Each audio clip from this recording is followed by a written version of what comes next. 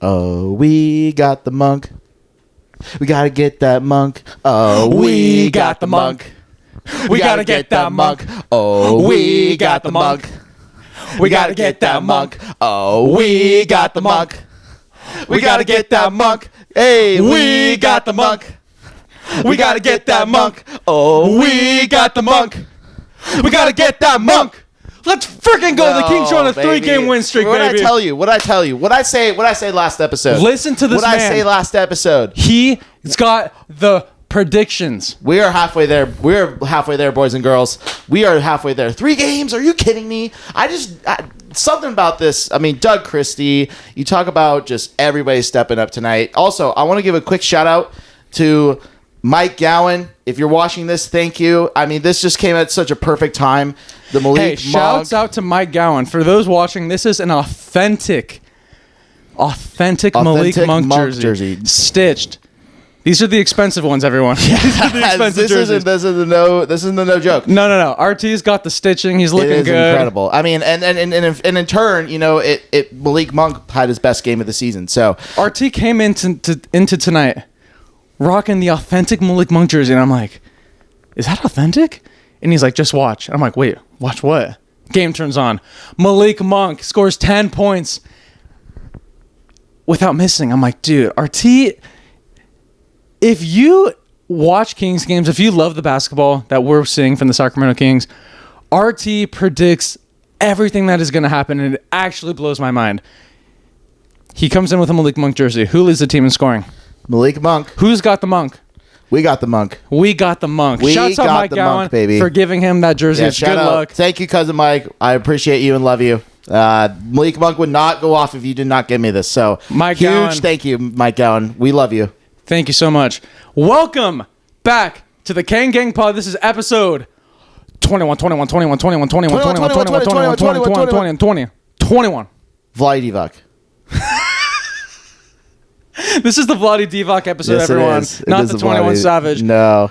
But shout out to him, too. Dude, what a freaking start of 2025 it's been. I mean, man, what a turnaround. Dude, 3 games in a row. RT's prediction, was it 2 episodes ago? I think it was the episode ago, right? Was it last episode? It was the last episode. RT was predicting. Can you just refresh the viewers? This is a recap for those that just missed out on the last episode. I basically said that we would go 5-0 to finish off this California stand. And then we won against the Mavericks. We won against the 76ers and came back on a 15-0 run. Wait, I'm going to pause you there because he also predicted that Joel Embiid was going to sit out that game. And he did. He did. It's because you know why? He wanted to play on national television and get embarrassed by the Warriors. Which, again, you predicted. Yeah. RT. Dude, we got to go to Vegas tonight. Let's bet the house. Bet the mortgage. Oh, God. Dude. I don't know, because Vegas always wins. They always find a way. The house always wins. But tonight, our house won tonight. The Kings won. Beat the Memphis Grizzlies 138 to 133. Talk about a scoring output in tonight's game. First quarter, the Kings score a season high 46 points. Want to hear something even crazier? 30 of those 46 points came from behind the 3-point arc, which is just an anomaly. You know what I mean? Because we've been struggling with the 3 all year, and just what I saw in that first quarter, they just couldn't miss. Trey Lyles. Oh my God. The resurrection of Trey. I don't know his middle name. Lyles. It's probably some cool name. I think it's Book Club is his middle name. Book Club. Trey Book Club Lyles. Goblet of Fire. Because he's been on fire. Dude, that should be his nickname, the Goblet of Fire. Yeah. Dude. You see what this guy brings? I bring a lot of stuff. You bring everything. But mainly I just bring the boom. So that's what I do. It's just what I need to produce. Oh my God. Hey, can we talk about Trey Lyles really quick? Let's do it. I have a crazy stat for you. Let's do it. Since Trey Lyles came back from his injury 7 games ago, he has been shooting 50% from the 3-point line. Are you kidding me, Trey? That's insane. And I think it all starts with that Malik Monk post-game interview where he said, hey, Trey's been playing better ever since he dropped some pounds. I mean, dude, Hey, if that's all it takes, I'll take that. dude. Let's sign up the whole team for Jenny Craig. Am I right? Hey, I'll sign up too. No, New Year's resolutions. Am I right? New Year's resolution. Let's all do Jenny Craig together and go undefeated in 2025. Dude, no Dude, way. it's insane, dude. Like Trey Lyles, man. You can catch me in the gym. That's where I'll be. Yeah. Let's catch me in the gym. That's how I lose my weight. Hey, ooh. That's how I lose my weight. Do you have any New Year's resolutions before we dive deep into this Grizzlies game? Yeah. Let's talk a little bit about it. So I think one of the biggest New Year's resolutions for me, there's two that I really, really take dear to heart. One, definitely I would say, is to really make sure that I have a good, consistent routine in my life, and just being able to just have that balance of school, being a teacher, doing this as a podcast, really focusing on just providing the best content for you guys all out there, and also just like making sure that my personal life is good, just making sure my weight's in good check, making sure I'm in a consistent workout routine, just being consistent with just. Yeah, like Shai Gilgeous-Alexander, he's just like I'm just always consistent. So that's like my whole goal is just to have a consistency about everything, just making sure that like I have a good balance of what I'm doing, because that is like really important. And just like also just spending time with family and friends is also a really important thing too. And just making sure that life, each time that I'm doing it, it's basically just worth intention, and it's going to put myself in a better place than I was yesterday. Oh my God. I'm so glad I asked you that question, because... What's your New Year's resolution? I mean, I don't know how I could follow that up. I think the routine is the biggest one for me too, because I just have so many things going on. If I figure out a better way of organizing my schedule and just being very consistent with, going to Orange. Hey, shouts out Orange Theory. I mean, hey, I've been going to Orange Theory. Get your splat points up. I have been every day this year so far. Get your splats up. I've been having a little back injury, so I've been just that's my main New Year's resolution, is to get the body right. Because, dude, being my age, 27, I shouldn't be. I feel like Ben Simmons. Yeah, dude, that's not good. Dude, my back pain has been at an all-time high, and I need to get that in order. So, and I think getting in a routine will definitely help with that, with my Orange Theory in the morning, cold plunge right after. We just got in the backyard, so I'll be hitting that cold plunge, going all in on the businesses, the podcast, the clothing brand, and just seeing where we could go from there, and just building. Let's go, baby. I'm proud of you. But another New Year's resolution. We got to get the Kings into the playoffs. That's my biggest New Year's resolution. I love that. What needs to happen is the Kings need to make the playoffs. That's top priority for me. That's a great transition. Which transitions right into this 3-game winning streak. So, like I said earlier, undefeated in 2025. Undefeated in 2025, 46 points in the first quarter, 10 threes made. Trey Lyles going absolutely bananas. Malik Monk, 10 points in the first quarter. Everyone was scoring. Keon Ellis made 2 threes. Everyone was just contributing at an all-time high. And my favorite part, the anticipation for our 13th overall pick. The Friar himself, Devin Carter, made his debut against his father, who is an assistant coach for the Memphis Grizzlies, Anthony Carter, NBA GOAT. I mean, some people call him a GOAT. I think you call him a GOAT. I call him a GOAT. Yeah. Shouts out Anthony Carter. I believe they used to nickname him the Roadrunner back in the day. I mean, Anthony Carter was the man. He played for a couple of teams in the NBA, but his son.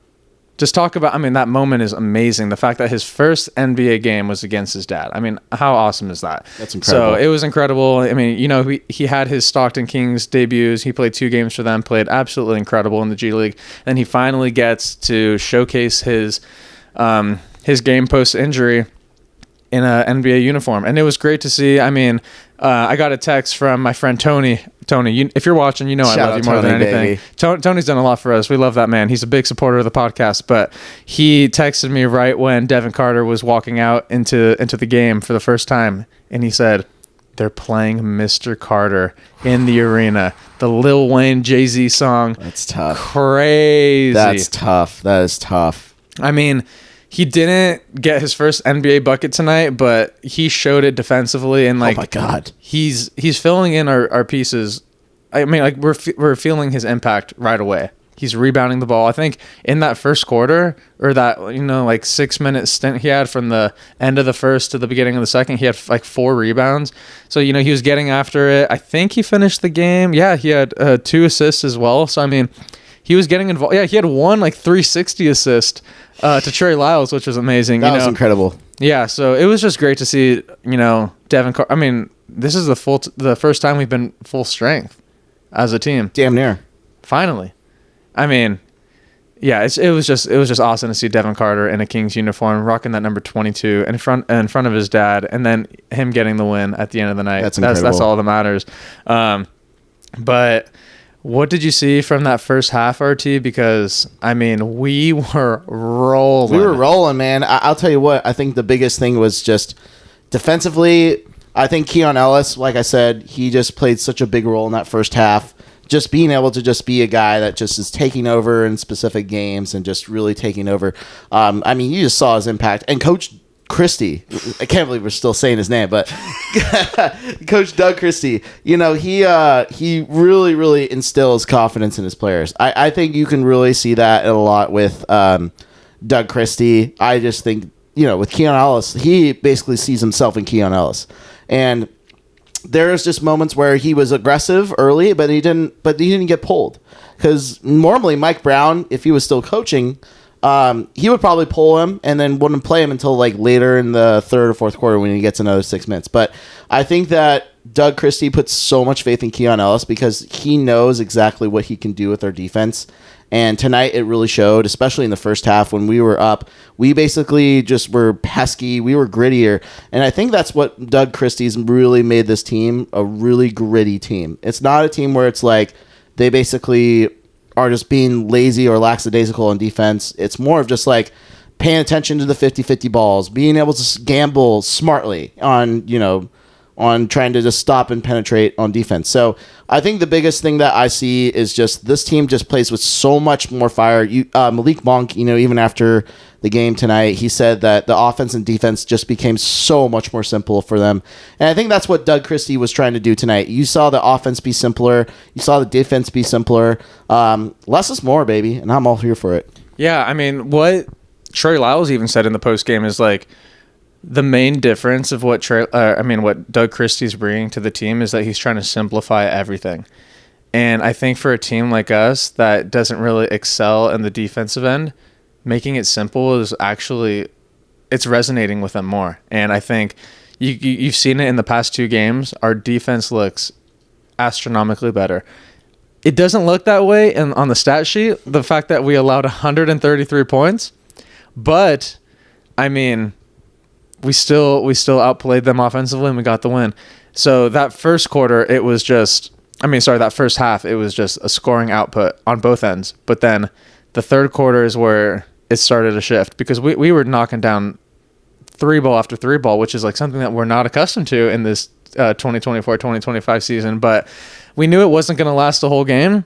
But in that third quarter, we did find a way. Even though we weren't hitting shots like we normally were in the first half, we found a way to get up to 15. So we took a 15-point lead early in that third quarter. I believe there was 9 minutes left. Everyone was just contributing. I think there was a 6-0 run where Sabonis, there was 3 dunks in a row. Yeah, Keon had the reverse jam. Oh my God, dude. That just broke the house down there. Because it started with that, and then it was, I forgot who scored after that, and then it was Sabonis. It was dunk after dunk after dunk, all off of turnovers and fast breaks. And I'm like, dude, this is the team. When we're playing like that, that's when we're at our best, when we're getting off on the fast break. But that was great to see, and it pushed the lead to 15. And then from there, Memphis turned it on. And then they got themselves back into the game. Yep. And what did you see from that moment on after that 15? Yeah, I mean, after that, I just felt like we couldn't hit a shot. It was like the lid was so empty. It was a weird quarter. It was a weird quarter because we were up by 15, and then the last 9 minutes were it was like a shift. It was like a paradox of each other, where the first half of the third quarter was all Kings, and then the other second half was like a flip of a coin, where it was the Memphis Grizzlies. And we were getting the same looks we were in the first half, just the shots weren't dropping tonight. And they weren't going in, yeah. And then at that point, then we got into foul trouble in the third quarter. They used their size. I mean, Jaren Jackson. They did a Jaren Jackson, Zach Edey. I know, Twin Towers against us. Oh my gosh, and I think we only had. I don't think we countered with our version of the Twin Towers. I think it was a Sabonis Trey combo. But it's so crazy how Zach Edey can make Sabonis look small. Oh, it's insane. So crazy. And like for a rookie, I mean, that guy's post game's really solid for a 7'3" guy. I mean, he's got solid handles down there. He's not clumsy. He's pretty quick too. Yeah. I mean, yeah, Zach Edey has been. He's agile. He's one of the, I would say, like top 3 rookies this season. But the guy I think is the best of them all, Sacramento native, Jaden Wells. Oh my God. Folsom Bulldog product. I mean, talk about a performance he had. He had a season high in his hometown. Freaking awesome. I mean, I love to see it. It sucks that it was against us, but the fact that he's from Sacramento and he scored 27 points in his hometown and he had a huge fan base there to greet him and support him during that game. And then after the game, you saw the video of how many people were there to congratulate him and hang out with him and just all his supporters. It was awesome to see. It was incredible. And he is just, dude, the fact that he's a second round. That's insane. Dude, he was the best player on their team tonight. Oh, dude, the Grizzlies just find ways to draft players. It's insane. Desmond Bane 4 years ago was like the last pick in the first round. Shout out Jaleel Tripp, even though he didn't really make it cut, but he was a UOP guy, University of Pacific. That's where I went into undergrad. But I mean, they just find ways, man. They just find ways to just build a culture, and you can tell that Scottie Pippen Jr. is another guy. G.G. Jackson, that's another player. Is he still injured? Because he didn't play. No, he didn't play. But yeah, G.G. Jackson, that's another. That's a solid player. They just find ways, guys that fit their system so well. But the thing about Jaden Wells is I feel like he could fit in any system. Yeah. Dude, he's a knockdown shooter. He's a defender. I mean, he plays like he's been in the league for he plays like I think I told you, I think he plays like a 4 to 5 year vet out there. It's almost like how Keegan Murray came into the league in his rookie year. Like exactly like how he came in. It's Are almost, you guys witnessing the type of connections he's making? I mean, it's so similar. He's having a Keegan Murray rookie year right now. It's a Keegan Murray rookie year. It's insane. Excellent, RT. Yeah. Excellent comparison. But, dude, shouts out to that guy. The fact that he grew up here and played here, I mean, we're going to be fans of him his whole entire career. Absolutely. Future Sacramento King. And maybe one day he'll find his way to the beam. Future Sacramento King. I'm calling it. Okay, RT, let's talk about that fourth quarter. Oh my God. So the Memphis, they ended up taking the lead at one point. I think they got a 1 or 2 point lead with about 5-6 minutes left in the game. And yeah, that whole second half, besides that 15-point lead in the very beginning of the second half, dude, it was just one of those games where we were so hot in the first half and then we cooled down. Even though we were getting great looks, we were defending pretty well the most part. We got out-rebounded by them, but we forced them to cause more turnovers than us. So we were doing the right things on the defensive end. I mean, it's hard to out-rebound a team with Jaren Jackson and Zach Edey, but I mean, we found ways to get it done tonight. It's crazy that, we were a lot colder in that second half because we still finished the game with 21 3-pointers, which in this season's standard is very, very high. There's teams in the NBA that are hitting close to that almost every night, but the fact that this might be our second or third time that we scored over 23s out of our 34 games. So we're going to celebrate that no matter what. You also can attribute to the fact that we also went perfect from the 3-point in the fourth quarter. I don't think we missed a shot. I don't believe, because before it was like the 3-minute mark or something like that. We were 6 from 6 from the 3-point line. Before going into that last 2 minutes. So I barely remember the last 2 minutes. Christian and I, we were watching the game together. It was so crazy. We were standing up. I lost like partially my voice because I was just yelling. I was hyped up. I was like, I wish you guys could see like a fly on the wall of like Christo and I during this portion because we just lost our minds. It was honestly the whole fourth quarter. Yeah. What we're going to do in the future is we are going to do some live reactions to the game. So, like, we'll be watching the game live and filming the whole process. Especially on the road, because there are going to be some fun road games coming up. So so we'll be doing some of that in the future so you could actually see what it's like for the KGP boys to watch a Kings game, because roller coaster of emotions. I mean, there's standing up, sitting down, kneeling by the TV, praying to the beam. I mean, we do it all to get a win. But, I mean... See, when you said that we made 6 threes, or we were 6 for 6 in the fourth quarter at one point, I mean, I don't even really remember that, because the way the game was shifting, I wasn't even keeping track of that. Yeah. And normally I take notes during the game, but tonight it was just so difficult because the game was all over the place. Yeah, I know. But you said you don't really remember the last 2 minutes. I remember that very well, because that is when, not in any particular order, because, I mean, we watched the game about an hour ago, so it's hard to remember exactly play by play what happened. But let's talk about we went on a little bit of a run. I think it started with Malik Monk. I think he had 5 points in a row. I'm not 100% sure, but yeah, we're this is just pure adrenaline. Yeah, I think what I remember the most is he had that step back 3-pointer, huge bucket. And then after that, I believe it was De'Aaron Fox driving to the basket when we were up 5, and he went to go poster Jaren Jackson, and that's what got him his 6th foul, and he smacked the ground. Oh, no, there was another one, though, right? Because there was the DeRozan three throws they had, and then he missed 2 out of 3. Yes. So that would have put us up 9. Yeah. So that happened first, I believe. Then it was the Malik Monk 3, and then there was the De'Aaron Fox, which we were up 5 at the time. He fell very hard, and I was nervous for that left hip. I was like, please no, De'Aaron, we can't have an injury right now. But I mean, that guy, when he fell that hard, normally guys like lay on the ground and they call for help and everything. But De'Aaron, he sat upright. And then once he saw that there was going to be a stop in the play, then he relaxed on the ground. Everyone helped him up. But the best part about that play was when Doug Christie, he was pissed when Jaren Jackson fouled him like that. He gets up, and then he goes down to De'Aaron underneath the hoop, and he puts both his hands on his hips, and he's just talking to the man, checking if he's okay. That was... Dude, Doug Christie, he's had 2 highlights in the past 2 games that I'll tell you the second one when we talk about the Sixers game, but that was awesome to see. You love seeing that. And then after De'Aaron, are you checking a stat? No, you're good.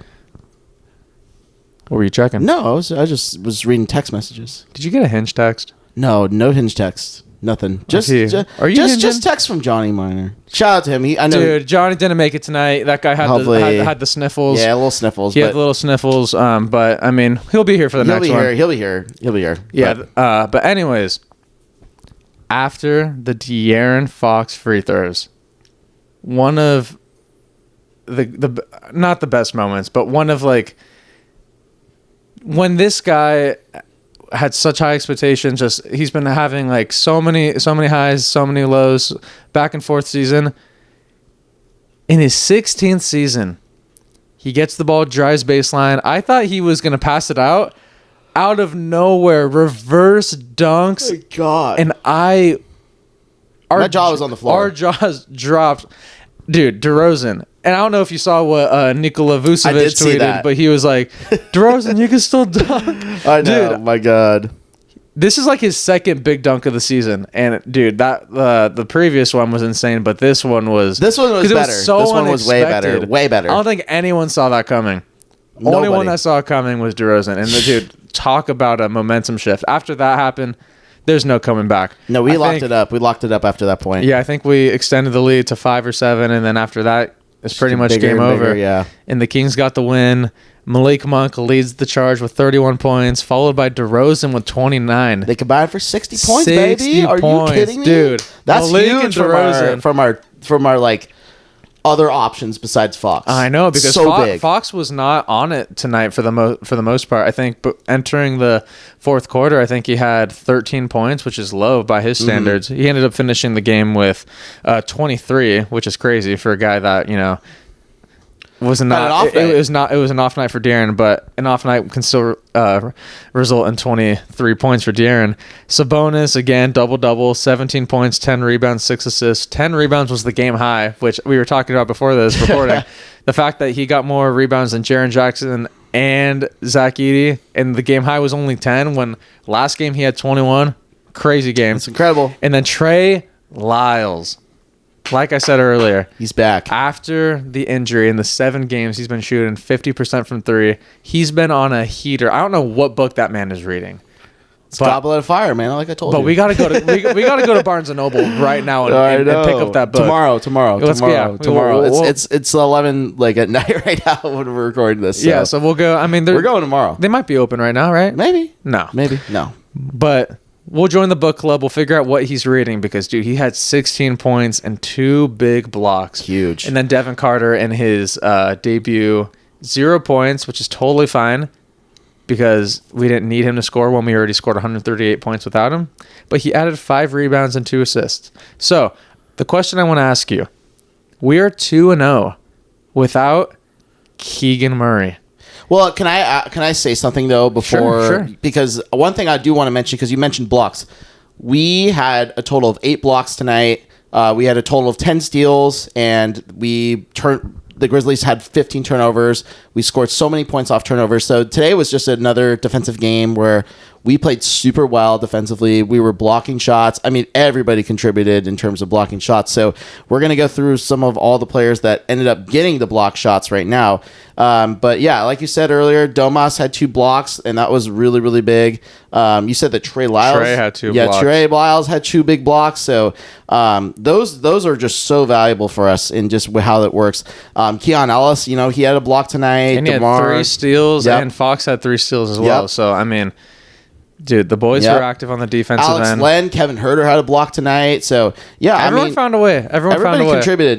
We just all found a way. We had 10 steals versus their 5, and then 8 blocks versus their 4. So, I mean, that is a recipe for success. And the Kings basically are not known for their defense throughout the entire year. Not at all. And for the past 3 years, we haven't been. Yeah, no, it's not. But every year, it seems like we're just climbing up a little bit more. I'm just seeing more effort is what I'm seeing. It is. I think it's more of an effort thing more than of a what type of defensive scheme are we going to go with during the game. I think it's energy feeding off of starting with Doug Christie, going into our star player De'Aaron Fox, and then when you see Keon Ellis just being so active, being a pest out there, it spreads, And I think that's what the Kings need to realize that's going to be beneficial for them moving forward. Like when Devin Carter entered the game, you know what he did right when he checked in? He picked up full court. Yeah.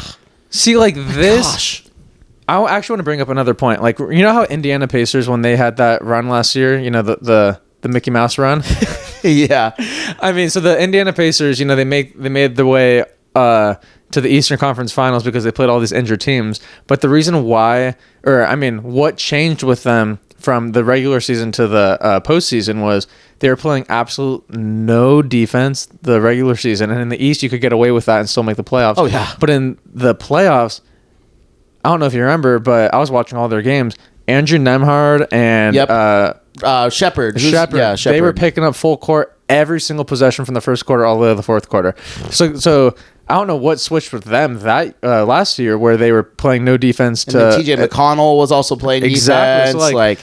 So I don't want to replicate what the Indiana Pacers did, but I think they were onto something where just applying that full court pressure definitely impacts the game. It helps for sure. And Keon does it every once in a while, and Devin Carter in his first game started to do it. So I think if we happen to see that type of energy from those two guys, I think it's going to translate to Fox, to Malik, down the line. Like, I know Kevin Herter's not the best defender, but that guy hustles when he's out on the court because that's the only way he's going to get minutes. Yeah. So it's like, I think if we just have that mental shift, roster from the top down, it changes everything for us because, like I said earlier, that energy is very contagious.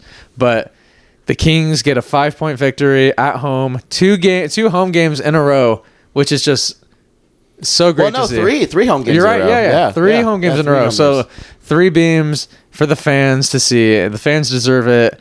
Now let's talk about that 76ers game because my God, now that was a special game. RT, can you break down the roster for the 76ers going into the game? Oh, gosh. Okay, so this is, again, without Jared McCain. If Jared McCain was... I'm not going to say what I was going to do, but if Jared McCain was out, Joel Embiid was out, like I predicted. So Kelly Oubre was out too. Yeah, I'm trying to think who else was out. That was pretty much it. And then the bigger guys were out. The bigger guys were out. So they had Paul George, they had Tyrese Maxey, they had Andre Drummond, they had Ricky Council out there tonight. Or the other night. I'm trying to think who else. Kyle Lowry. Kyle Lowry, the other Martin twin. It was Caleb Martin, right? It's Caleb Martin. Other Martin twin. It's Caleb Martin, right? Yeah, it's Caleb Martin. Yeah, Caleb Martin. Cody Martin's in Charlotte. Cody's the other Martin twin. Yeah. Caleb is the real Martin twin. He's the real Martin twin, yeah. So Caleb Martin. And we just played our, it was such an interesting game because we went up in the first quarter and then we ended up tying. We were down 3 until De'Aaron Fox hits a buzzer beater in the second quarter. Wait, can we talk about that for a second? Because that was so special. Cool. That was so because cool. When De'Aaron got the ball right at the end and he hits the 3, right as it releases, Sabonis goes over to hug him.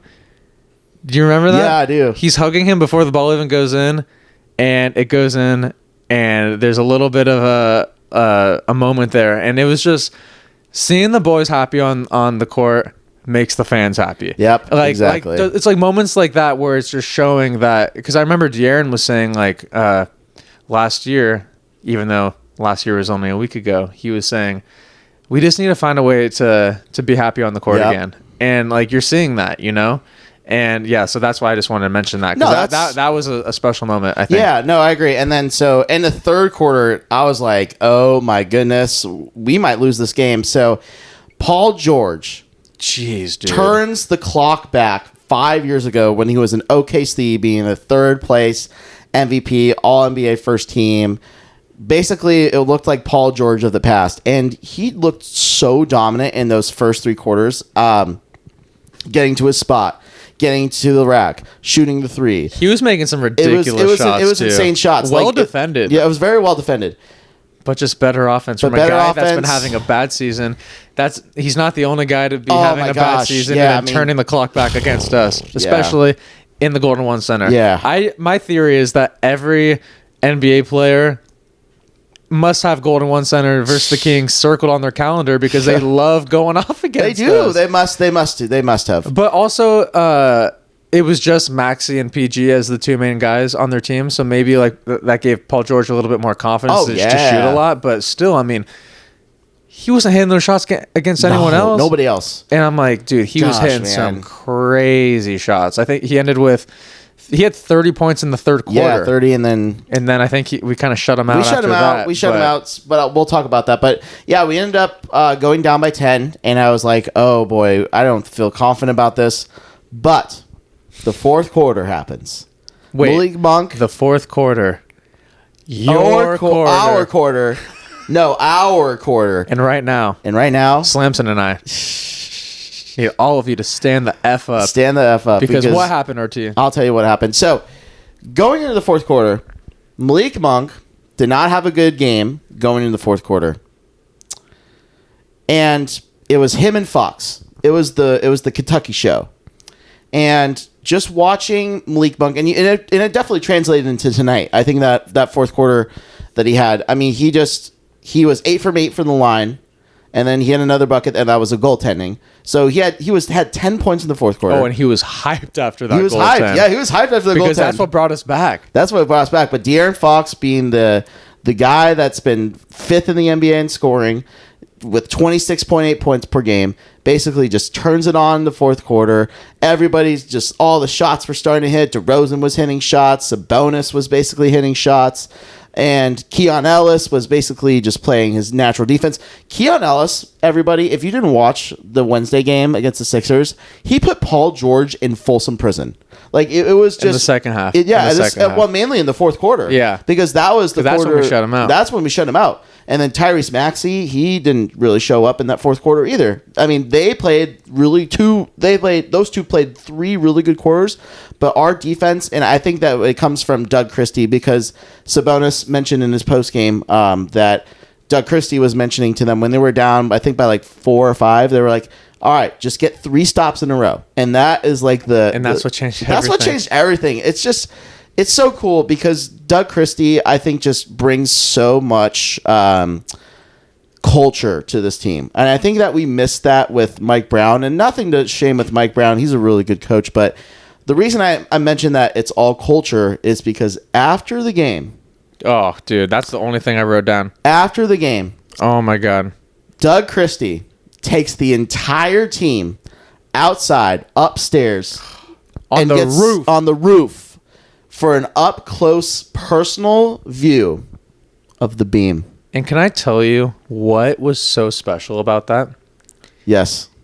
He's talking to the team, and he said, in quotes, in his motivational, majestic voice to the team that the players are just so receptive to. He said, "You guys are the light of this city." And when I heard that, that's chills. When I heard that, dude, I mean, the cover photo is alone, dude. Put that on any album. Insane aura like that. I basically replied on my Instagram story. I'm like, that photo has the most aura that I've seen. I think if you put that photo in the Kings timeline, like maybe the Kings when they were flipping off the camera when it was I think that's top two. That's top two photos ever until Wednesday night. I think the beam surpassed that because that is just incredible aura. Like nuts. So say the Kings have a magical turnaround and make it deep into the playoffs, then that will be number 1. Oh, but gosh, I think it's number 2 as of right now. That's fair. I mean, that's fair. I'm gonna put it at number 2. I guess recency bias does play a big role in that. But what can you do? I mean, that could be one of the. Who knows? Like that could be one of the biggest turnaround moments of the season. I know. When he said, "You guys are the light of this city," dude. Chills. Let's just say I slept like a baby last night. I know. I had chills. I had chills the entire night. Hey, when Coach Christie spits some facts, you just gotta listen. And you know that he'll direct you to the right way. Yes. And when he's dude, it's what incredible. a moment, dude! What a freaking moment! I think it resonated with the entire city. And he also said he was pretty much saying like the beam, the team means so much to this city. So you guys got to own that. Yeah. Like it's on you. Like he's basically saying like it's on you guys whether this city thrives or not, which is obviously a lot of pressure, but it's like good pressure. It's like very good motivational pressure. It's good. And so far it resulted in another one. You're just seeing a different type of play out there. I mean, I'm just so glad that, you know, the players didn't get too down about the Mike Brown firing. You know, they dealt with it the day it happened, the day after, and then they got that Lakers loss out of the way, and then clean slate, 3-win streak. Dude, it's incredible to see. It's amazing. Coach Doug has been doing an incredible job. I love the way how he's just so motivational. He reminds me of my varsity basketball coach, Coach Scott. Coach Scott would come in and he would just, dude, every time that man spoke, I was like, it felt like he was just preaching to the choir. And I feel like he even looks similar to Doug Christie. I mean, not identical by any means. Right. I mean, you know, there's some similarities there, but, you know, they bring the same type of energy, and it's just so motivational to the players. And I think that's what we needed, especially when times were down, you know, 6 games under 500. And then now we're back. What's our record now? I think is that win number 16? Yeah, I think that's 16 and 19? 15 or 19, right? Are we 15 or 16? I think we're 15. Let me double check. Yeah, double check. Because this is where it's really important. No, 16-19. 16-19. 3 games under 500. And I'll give you another comparison too, and this is all for like all sports fans and all too. Doug Christie is a lot like Dan Campbell. Oh my God. And Dan Campbell basically played for the Lions. He basically was there, and then he played for the Cowboys. But the way that Dan Campbell is a coach, he basically plays for his players, he coaches for his players, and the players respond for him really well. I mean that whole Hard Knocks, he was just basically just firing up. There's another article.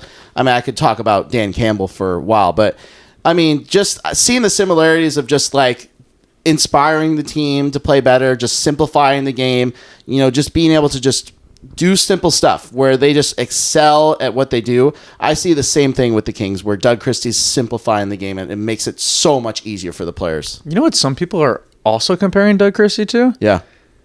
Ted Lasso. Dude, he's having the Ted Lasso effect. Believe. I love Ted Lasso. People are comparing Doug Christie to Ted Lasso. I love it. And you know what? I don't hate it. I love it, actually. I love it too. And, dude, I think we're seeing a rebirth. We're seeing enjoyment on the court. We're seeing a different type of energy on the defensive end. And now our team is actually coming together. We finally added Devin Carter after missing months after that injury and the surgery. And the fact that we're on a winning streak, and then we're going into Sunday's game. We play the Warriors. Yeah, it's a huge game. I mean, they've been. I think they've been trending down a little bit. They won on Thursday. I think they're 4-13 in their past 17 games or something like that. And Steph's been dealing with some knee issues. He'll be out against the Grizzlies tomorrow. So he's probably saving himself for our game. Maybe, yeah. So or who knows? Maybe he won't. But I mean, Steph Curry last night he went 8 for 8 from the 3-point line.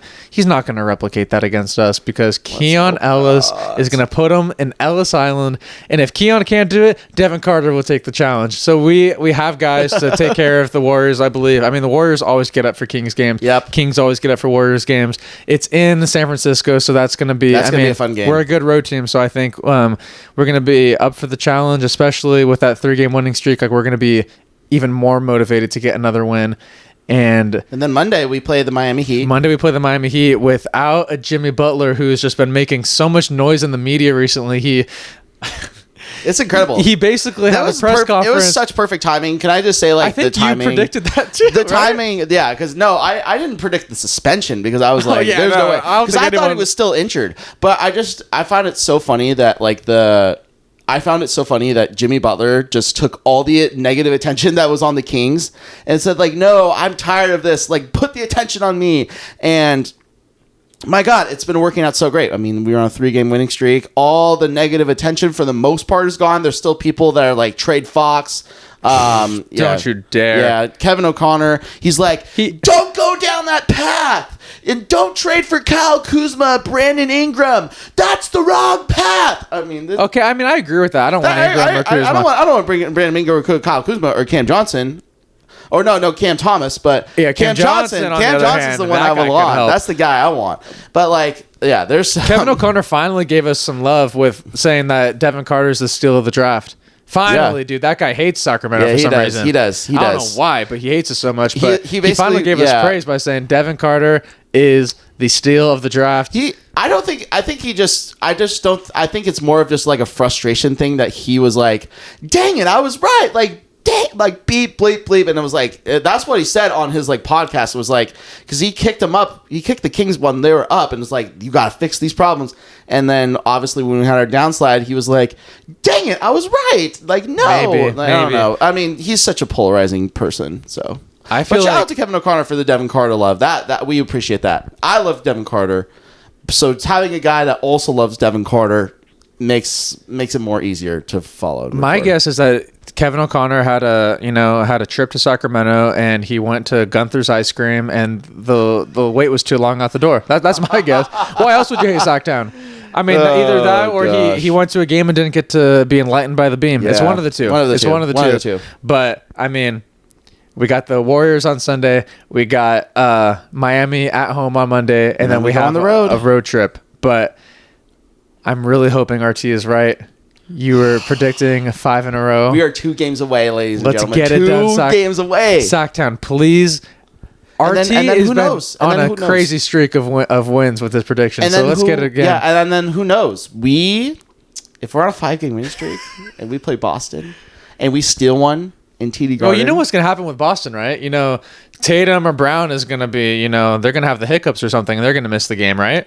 Man, I'm not predicting that far now. This is based on vibes. You're good at predicting who's going to play and who's not. It's all based off vibes, Screech. Now that's the whole thing. Hey, I'm just saying your predictions are crazy. So if you want to predict one more thing about the Celtics before we go, please do. Oh gosh.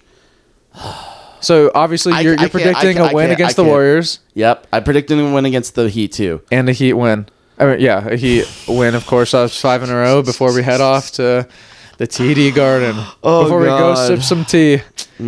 It's gonna be a fun. It's gonna be a fun next couple of games. Or we raid and then throw the tea basically in the ocean. That's one of the two. So it's one of those two. Either we throw the tea in the ocean and then we basically, I don't know. Well, I can't predict that far. So I gotta see how Boston. Yeah, we'll make the road trip predictions after we beat Miami. I gotta see all the stuff too before. So we'll figure it out. Hey, but the fact that the Kings are on another winning streak.